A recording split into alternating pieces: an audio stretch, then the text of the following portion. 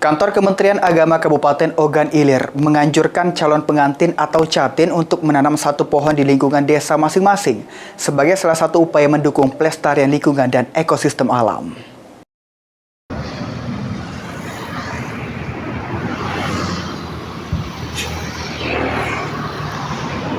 Kepala Kantor Kementerian Agama Kabupaten Ogan Ilir, Wahidin, menyampaikan bahwa program tersebut merupakan bagian dari upaya Kemenak dalam mendukung pelestarian lingkungan hidup sesuai dengan program Asta Cita Kementerian Agama Republik Indonesia, khususnya pada bidang ekotologi.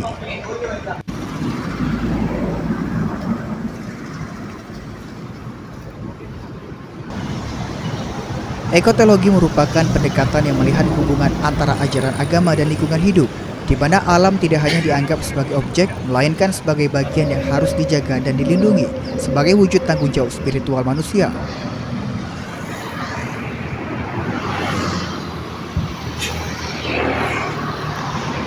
Dalam implementasinya, program penanaman pohon ini tidak hanya diberlakukan bagi calon pengantin yang mengurus dokumen pernikahan, tetapi juga menjadi kebiasaan yang didorong di lingkungan Kemenak Ogan Ilir.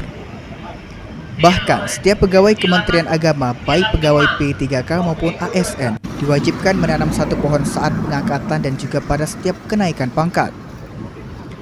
Melalui gerakan kecil ini, Kementerian Agama Ogan Ilir berharap dapat menumbuhkan kesadaran masyarakat untuk lebih peduli terhadap pelestarian lingkungan dan menjaga ekosistem alam di daerah.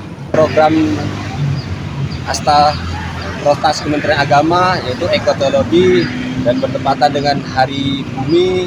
Hari ini Kementerian Agama melakukan gerakan ekotologi yaitu dengan menanam tanaman dengan prinsip gerakan yang sedikit ini mudah-mudahan menjadi ruh bagi seluruh warga Ogan Ilir untuk selalu bersemangat menjaga ekosistem lingkungan. Ahmad Romawi, PAUN TV.